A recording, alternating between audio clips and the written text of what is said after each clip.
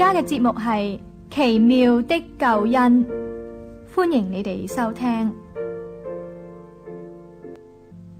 喺聖經約翰一書第2章第1、第2兩節，聖經話：我小子們啊，我將這些話寫給你們，是要叫你們不犯罪。若有人犯罪，在父那裏，我們有一位中保，就是那義者耶穌基督。他為我們的罪作了挽回祭，不是單為我們的罪，也是為普天下人的罪。呢兩次聖經當中，我哋留心兩個字，就係中保。中保就係話中間人，或者話擔保人。譬如話兩邊要成為親家，我哋中間有一個呢介紹人，我哋叫媒人，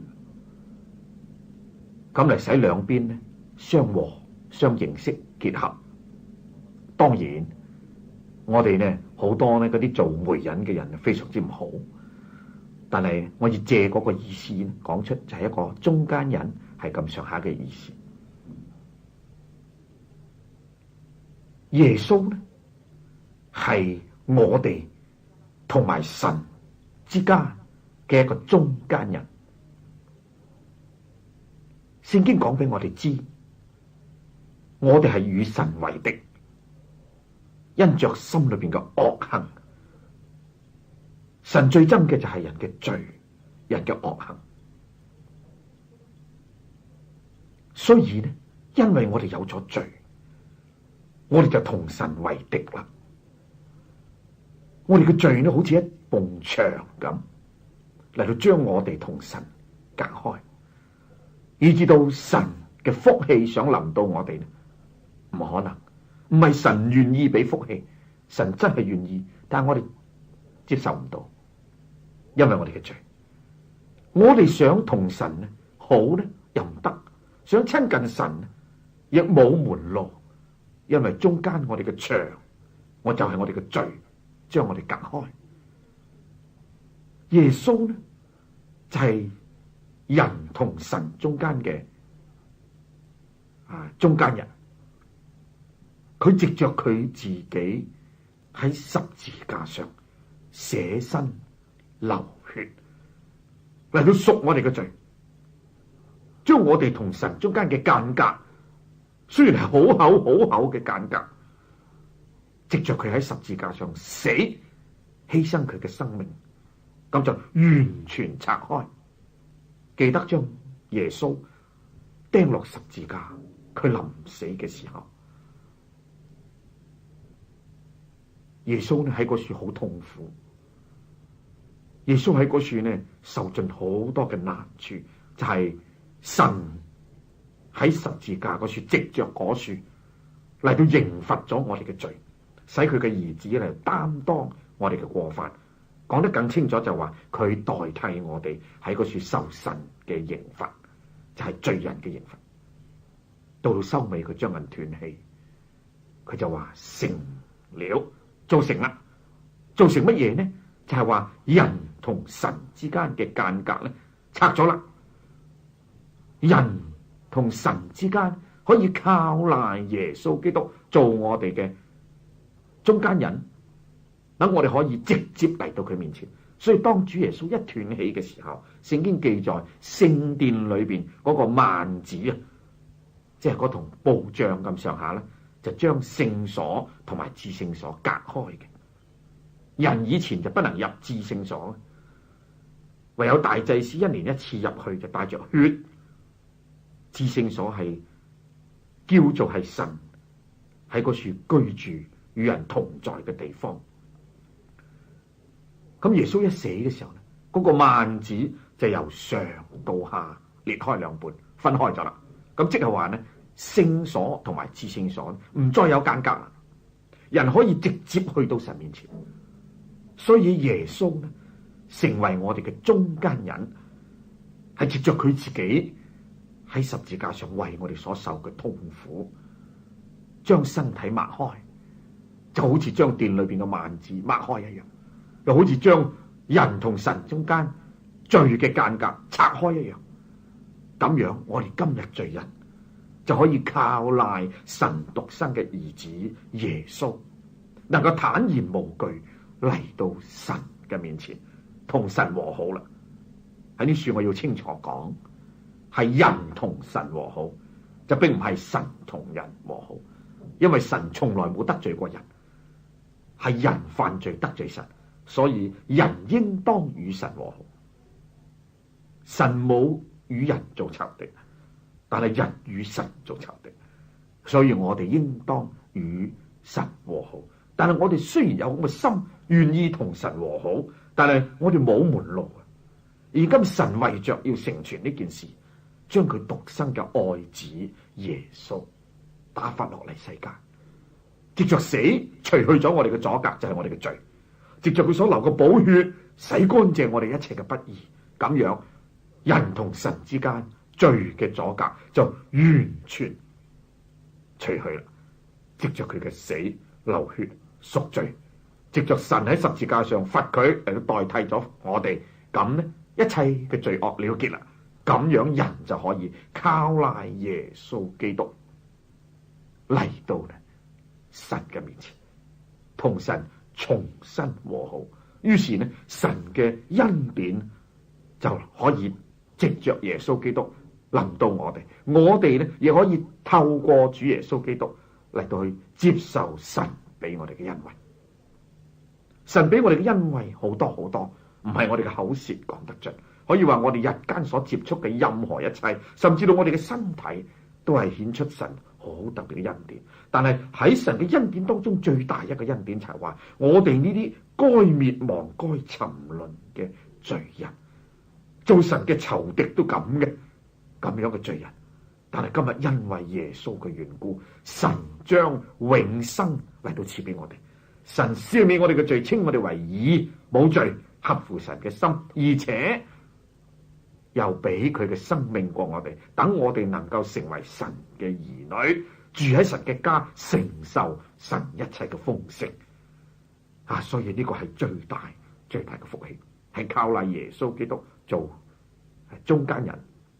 呢個中保嘅意思唔單止淨係中間人，而且有一個擔保嗰個意思在其中。譬如話我哋借咗人嘅錢，人驚我哋冇得還，咁就揾一個有錢佬替我哋擔保，即係話如果佢唔還咧，我還，咁啊穩陣啦。咁耶穌咧就係做我哋嘅擔保人。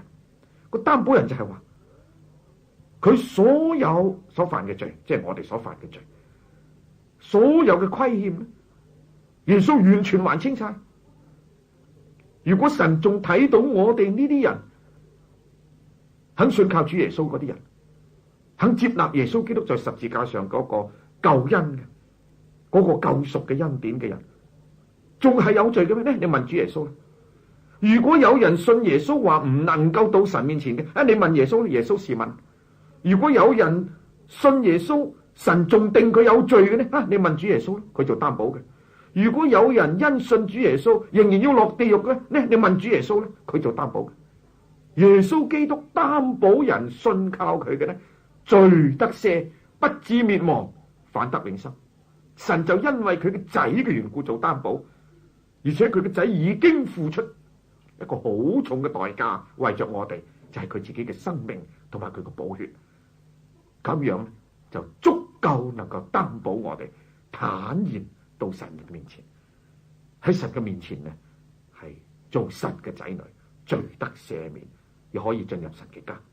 所以我哋今日信耶穌得救得永生免滅亡，係一個非常有把握，而且非常可靠、好穩固嘅一件事，唔失得去嘅。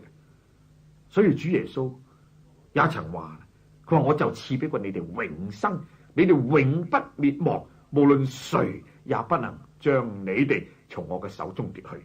約翰福音10章28節耶穌所講嘅。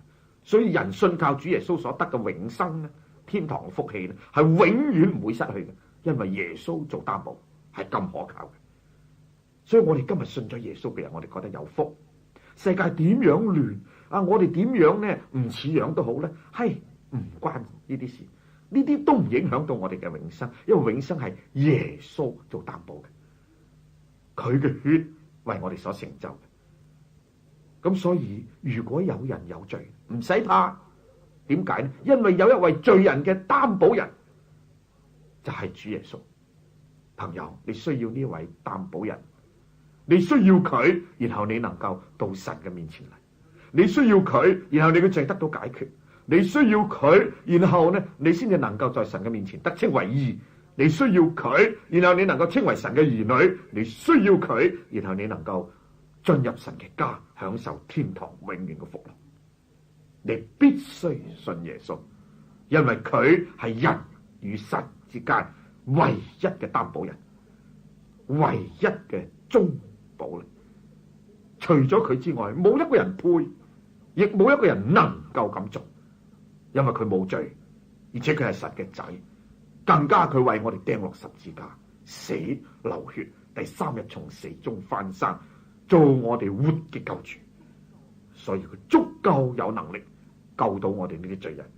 所以朋友，唔使擔心你嘅罪幾深，唔使擔心你嘅罪幾多，唔使擔心你嘅罪幾污穢敗壞，只要你肯悔改，離開你嘅罪，嚟到主耶穌嘅面前，我話俾你聽，耶穌一定肯救你，耶穌一定幫助你，耶穌一定擔保你，俾你嘅罪得赦免。如果你真實悔改，你必定出死入生。耶穌做你嘅擔保，唔使怕。人話乜嘢都唔使怕，神嘅仔做我哋嘅擔保係非常之安全。就算魔鬼嘅控訴都唔使怕，因為神嘅兒子耶穌喺佢身上有死而復活嘅記號，喺佢身上有流過寶血嘅記號。我哋靠賴佢，靠賴呢位義者耶穌基督做我哋嘅中保，我哋可以坦然嚟到神嘅面前，稱義，唔被定罪，而且可以得永生。